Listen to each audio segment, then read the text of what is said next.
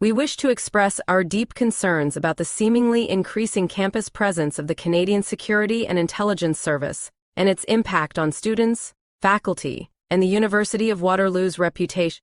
Specifically, we want to emphasize the unwelcoming and intimidating atmosphere that their presence is creating on university campus. Over the past 5 years, the top 15 research universities in Canada have been collaborating with the Canadian Security and Intelligence Service to develop what are termed National Security Research Guidelines. Unfortunately, the emerging guidelines are based not on actual threats to research, such as ransomware attacks, abuse of artificial intelligence, or war, but on a nebulous China threat. And the top 15 research universities in Canada have prioritized geopolitics over research security in new guidelines that will soon apply to all research grants funded by the Government of Canada. Already, universities are putting in place the infrastructure for rigorous screening, turning research safety into a research surveillance process that embeds the Canadian Security and Intelligence Service on campus. These policies have elicited growing consternation. Chinese-Canadian scholars first sounded the alarm regarding racial profiling, seeing distinct parallels with similar developments in the United States, as it became clear that the government intended to expand the screening to all projects involving research partnerships with colleagues in China. More voices of concern surfaced, as illustrated by the introductory quote above. The Canadian Association of University Teachers has since intervened, expressing its concerns regarding racial profiling and the need to protect academic freedom. University researchers, including faculty, research fellows, and graduate students, faculty associations, and professional organizations in Canada now find themselves at a crossroads. They must decide on how to respond to the new guidelines. This study aims to assist in that process. It provides a chronological overview of the origins and development of the research guidelines as background. It then focuses again on the year 2018, documenting how the Canadian Security and Intelligence Service first held meetings with the top 15 research universities in Canada to promote the geopolitical China threat. Finally, it examines the impact of substituting geopolitics and threat inflation for research security in the U.S. and Canada, focusing on both similarities. Chad Gaffield, the CEO of the top 15 research universities in Canada, stated, "The notion that national security guidelines will need to be built into the research ecosystem really came to the fore in 2018. Using this year as a baseline, the following chronology tracks the evolution of the research guidelines. In 2018, the U met with David Vigneault, the newly minted director of the Canadian Security and Intelligence Service, as well as other representatives of the Canadian Security and Intelligence Service, or its intelligence gathering arm, the Canadian Security Establishment. The Canadian Security and Intelligence Service warned that the People's Republic of China represented a significant threat to university research. At the Canadian Security and Intelligence Service's request, the Public Health Agency of Canada ordered a security review of the National Microbiology Laboratory, leading to the suspension and then firing of award-winning scientist Dr. Xiangwo Chu in 2019. In 2019, the Canadian Security and Intelligence Service created a stakeholder engagement unit. Innovation, Science and Economic Development Canada took on responsibility for interagency meetings and working with Universities Canada and the top 15 research universities in Canada, from which emerged a Government of Canada universities. With the onset of the COVID-19 pandemic in March 2020, the Canadian Centre for Cybersecurity, an arm of the Canadian Security Establishment, issued an alert, cyber threats to Canadian health organizations, advising sophisticated threat actors may attempt to steal the intellectual property of organizations engaged in research and development related to COVID-19, or sensitive data related to Canada's response to COVID-19. The Canadian Security and Intelligence Service's mandate was broadened to identify research entities, university labs, and health networks across the country to ensure that they were aware of potential threats, particularly in the biomedical sphere. Appointed a new Director General of Academic Outreach and Stakeholder Engagement, who described the Canadian Security and Intelligence Service's new motto, "Spies are no longer wearing trench coats, they're wearing lab." That October, a National Post article implied that Dr. Tyee Wu, an award-winning researcher at Polytechnique Montreal, had a double career in the PRC. Wu refuted the charges, but has faced lingering suspicions. In May 2020, the intelligence agencies issued a joint CSE and the Canadian Security and Intelligence Service statement warning that it is near certain that state-sponsored actors have shifted their focus during the pandemic, and that Canadian intellectual property represents a valuable target. The statement asserted that the Canadian government was working closely with its Five Eyes alliance partners, including the U.S. Then, in early 2021, Innovation, Science and Economic Development Canada issued a research policy statement, Spring 2021, in which it announced that a newly formed Government of Canada Universities Working Group would be issuing new national security risk guidelines. Before the guidelines appearing, however, Alberta's Minister of Advanced Education unilaterally ordered Alberta universities to cut ties, individual and organizational, with all Chinese institutions. In response to unverified charges in a media article, in July 2021, Innovation, Science and Economic Development Canada announced national research guidelines for research partnerships for those applying for NSERC Alliance grants. Researchers were forced to fill out a risk assessment form that many researchers found problematic.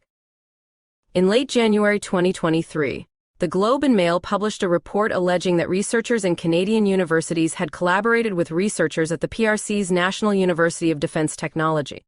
The insinuation was that this constituted military espionage, a questionable conclusion given the way in which Canada's military seeks to support and leverage the expertise of Canada's defence and security academic community.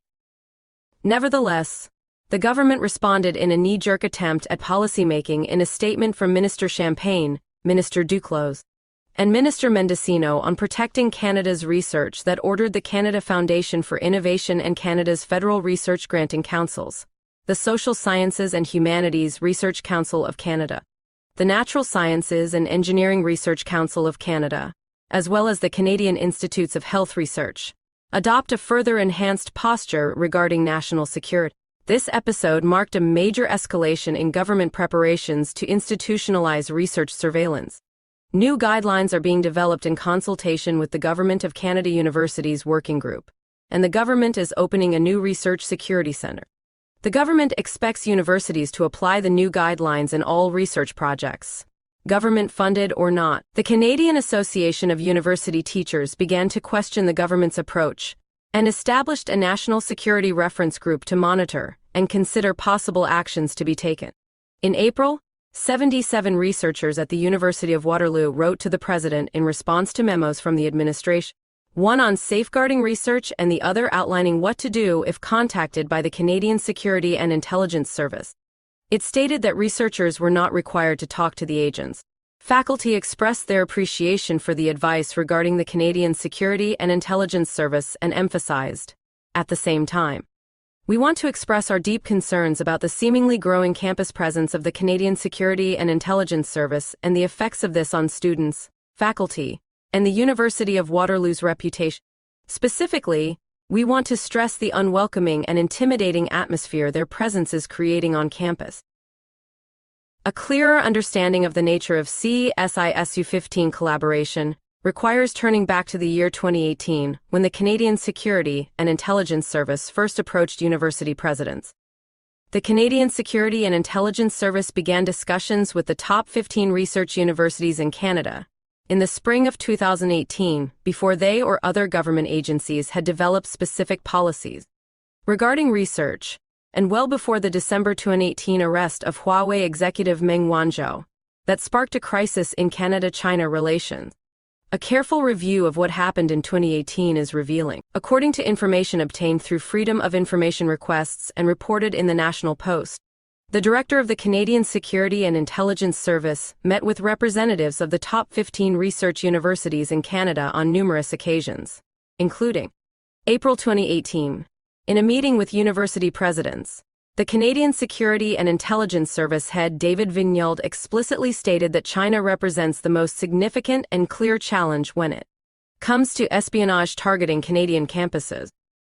October 2018, Vigneault told a cybersecurity workshop, CSIS assesses that China represents the most significant and clear challenge for human-enabled espionage targeted against Canada's universities.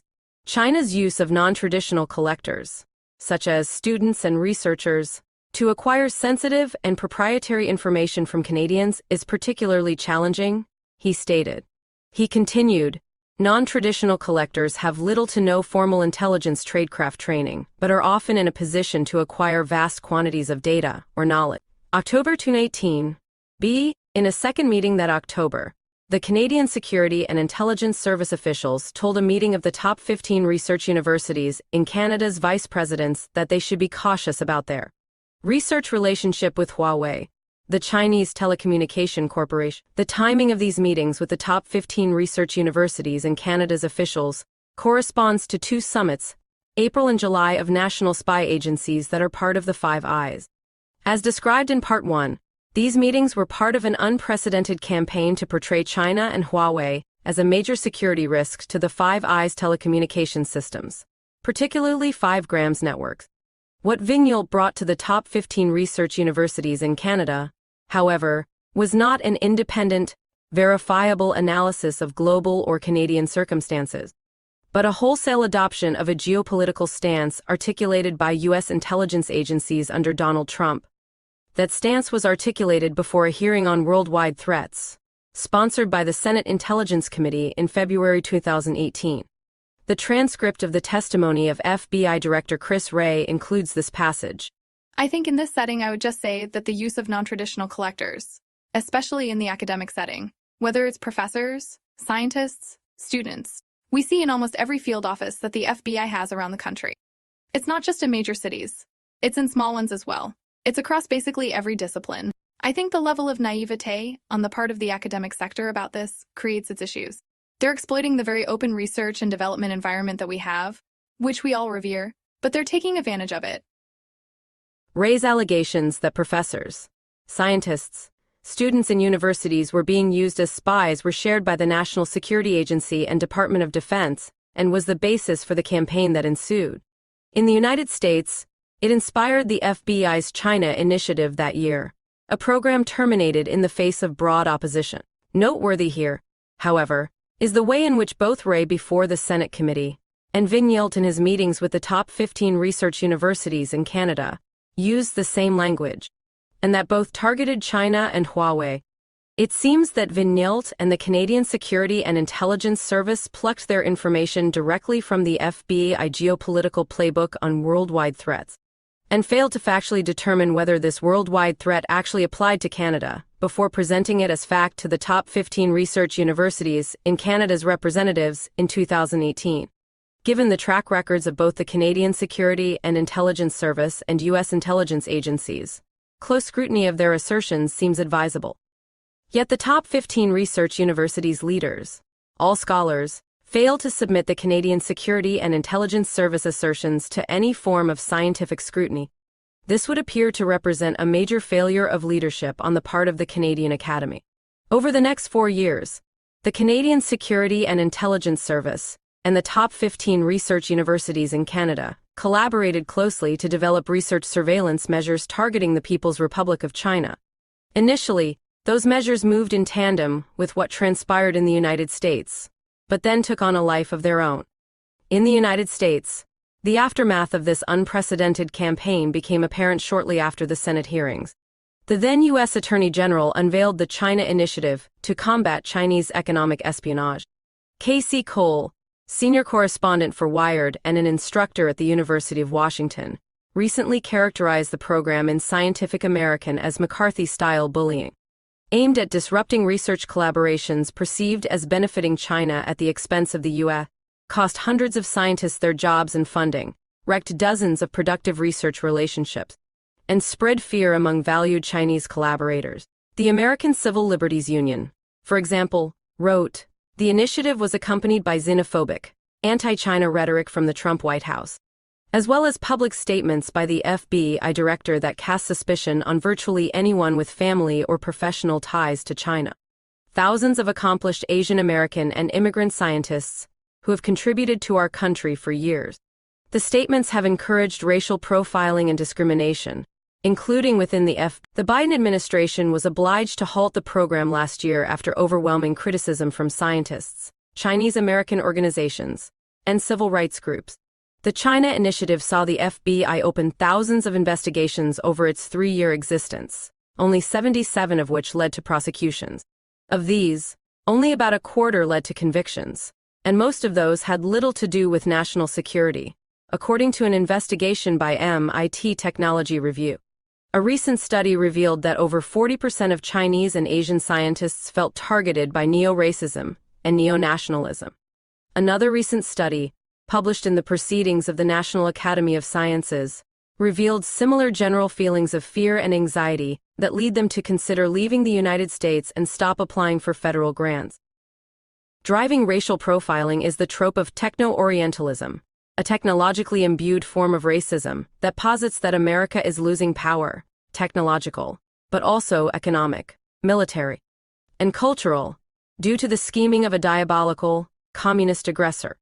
This frame is constructed through statements such as those of the FBI Director Christopher Wray and David Vigneault regarding China and the Chinese as a whole-of-society threat that are then amplified by the media and buttressed by state directives, tariffs, sanctions, prohibitions against Huawei that reinforce the notion of China as an illiberal enemy responsible for espionage, intellectual property theft, and unfair competition. Such assertions draw on the deep well of historical anti-Chinese racism and help to crystallize in the popular imagination the racial trope of the Chinese scientist as spy.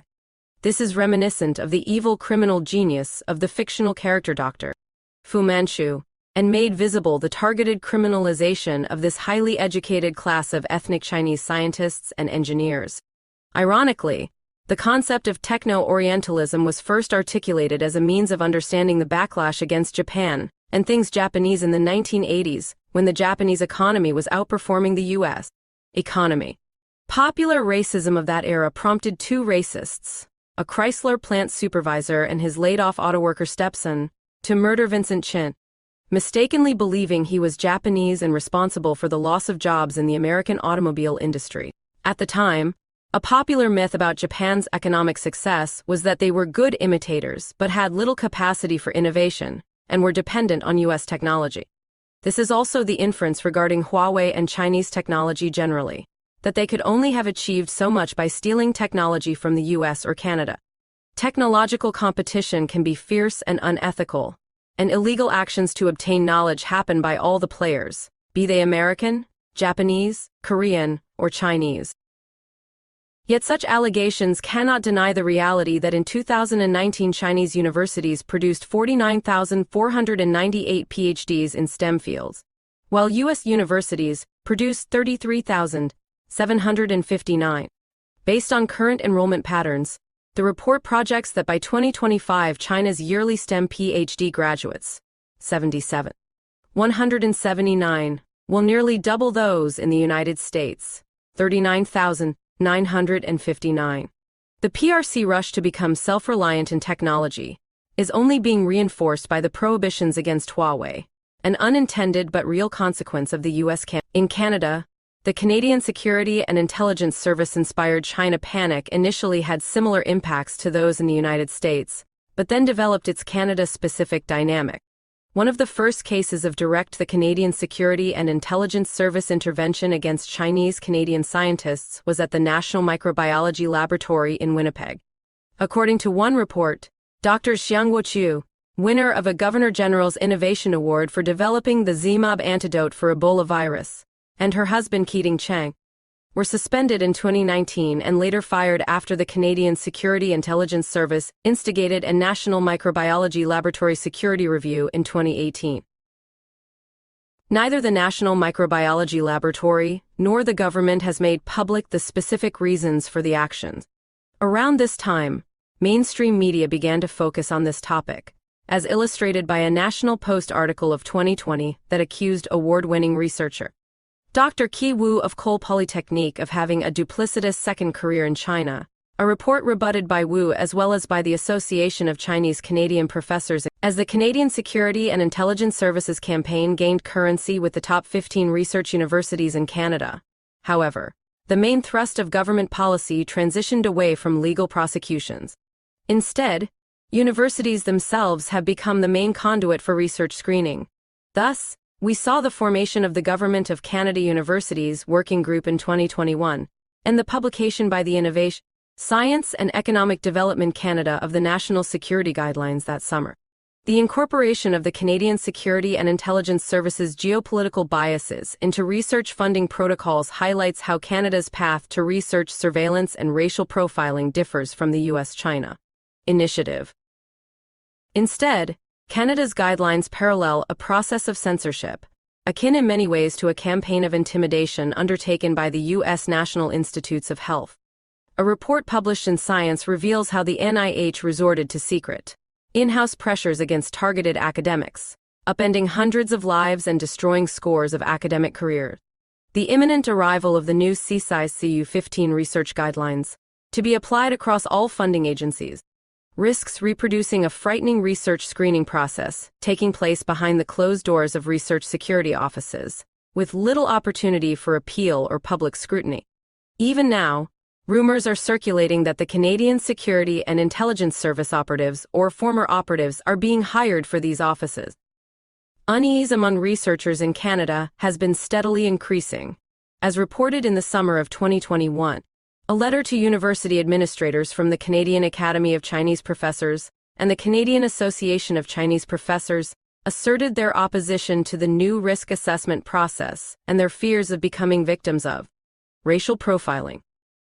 After a series of webinars with concerned researchers, Canadian Association of University Teachers has recently taken up the case. In an editorial in Canadian Association of University Teachers Bulletin, Executive Director David Robinson warned that academic freedoms can be vulnerable at times of heightened national security, pointing to the anti-communist witch hunts of the 1950s and 1960s. There may be legitimate national security risks arising from academic research, but we as a community have to guard against overreach, he writes. We must ensure that academics are not targeted because of their ethnicity, and that rules are not so broad as to restrict legitimate research and scholarship. Nor should a foreign influence law be misused to target academics critical of Canada's military or foreign policy. A petition of 77 researchers at the University of Waterloo in April 2023 added to ongoing concerns. Canadian Association of University Teachers has since created a national security reference group to monitor developments. And a recent feature article in the Canadian Association of University Teachers Bulletin highlighted one research security office that had posted a list of Chinese universities to be avoided. After protests from faculty, the list was pulled, but it highlighted the risks of overreach and the real fears among some faculty members. A recent survey undertaken by York University professor Chung has shown that among researchers familiar with the Canadian Security and Intelligence Service guidelines for research, 40% felt considerable fear and/or anxiety that they were being surveilled by the Canadian government. This and related findings from this survey strongly suggest that racial profiling is already occurring in Canada as it did in the US, though the program and means may differ. In the short term, the situation can only worsen, according to Minister of Innovation, Science, and Industry François-Philippe Champagne. The government is set to announce a list of high-risk research organizations related to strategic research areas. A recent federal court decision to deny a Chinese PhD student a visa because he might be a non-traditional collector of intelligence has further shaken the research community. As described earlier, the NTC definition is right out of the FBI playbook, imported by the Canadian Security and Intelligence Service, and has now found its way into the judiciary. This is despite the publicly acknowledged failure of the US-China initiative that was predicated on the NTC concept. Even more worrisome is that the Canadian Security and Intelligence Service is increasing its public profile and openly lobbying for increased powers through the Canadian Security and Intelligence Service Director David Vigneault recently asserted that the Canadian Security and Intelligence Service efforts with the principals of the largest Canadian research universities have been so successful that it has come to the point now where they are asking us, how can we work together? Vigneault's remarks came in a public roundtable at the U.S. Hoover Institute in October with his counterparts. From the Five Eyes, we won't tell the universities who to hire, stated Vigneault at the session. But does that mean the Canadian Security and Intelligence Service won't say who not to hire or what projects not to approve? Universities are indeed pushing ahead to implement the Canadian Security and Intelligence Service agenda. They are receiving millions in funds to create structures of research surveillance. These funds are part of research support funds from the Canadian government and are being distributed by rankings. For example, UVic received $356,166. McGill and UBC received over $2 million each, and U of T received over $4 million. Full listings are available here. One university that received such funds began to publish new research restrictions with Chinese universities, but quickly withdrew their list after being challenged by the faculty. This June, the main consortium of research universities published Safeguarding Research in Canada, promising to promote policies to complement federal government guidelines, develop open and frequent communication with Innovation, Science and Economic Development Canada and Public Safety Canada, incorporate diversity, equity, and inclusion principles to mitigate the effects of racial and ethnic profiling on the academic community. Ensure compliance with John S. McCain National Defense Authorization Act Section 889A. Public Law 115-232 that bars any funding for universities that use prohibited equipment, for example, Huawei. Does this mean the top 15 research universities in Canada accepts racial profiling and now just wants to mitigate its effects? What is interesting in this document is that nowhere does it mention the Canadian Security and Intelligence Service. Yet the top 15 research universities in Canada, Innovation, Science and Economic, Public Safety Canada, and the RCMP work closely together and rely on the Canadian Security and Intelligence Service for leadership. Since the War on Terror, the Canadian Security and Intelligence Service has become emboldened and has pressed hard to ingratiate themselves with university administrations. The fact that the top 15 research universities in Canada has bought into the Canadian Security and Intelligence Service narrative without any critical evaluation is alarming. It can be explained by the fact that Canadian universities are largely dependent on Canadian and provincial governments for both core and research funding. This has provided an important point of leverage for the Canadian Security and Intelligence Service. While universities certainly have an obligation to safeguard their sources of research funding, they also must support open access research and knowledge dissemination, not to mention academic freedom. In its association with the top 15 research universities in Canada seems to have abandoned any pretense at critical thinking, a fundamental pillar of academia. Canada is not the only country inundated with a discourse on the China threat promoted by security agencies such as the Canadian Security and Intelligence Service. The Australian Security Intelligence Organization took on an increasingly public role, issuing warnings from 2017 onwards that foreign interference was occurring at an unprecedented scale in Australia. According to David Brophy, a specialist in Uyghur history at the University of Sydney, what is happening in Canada today also has a precedent from the McCarthy era in the United States when the Academy, an institution ostensibly dedicated to intellectual freedom, collaborated in curtailing that freedom. Attests Ellen W. Schrecker, the foremost scholar in the field. 30 universities in Canada need to learn from that tragedy, which marred the lives and careers of thousands of scholars, artists, and activists in both the U.S. and Canada. In the 1960s, Canadian Association of University Teachers was able to negotiate an accord with the government to prevent the Canadian Security and Intelligence Service intrusions on campus, the Pearson-Laskin Accord. However, the government and university administrators are no longer respecting that accord. Left unchecked, there is a very real danger that Canadian universities will, for the first time in history, institutionally embrace the Canadian Security and Intelligence Service on campus and implement research surveillance policies that could embroil us in further conflicts with China, racially profile Chinese Canadian researchers, constrict academic freedom, and undermine future technological innovation. To avoid such a calamity, faculty associations and other representative bodies will have to consider their options quickly and carefully. These range from articulating an alternative research security plan, filing grievances on specific issues, taking claims to human rights tribunals, or taking legal action to prevent racial profiling or abusive research surveillance.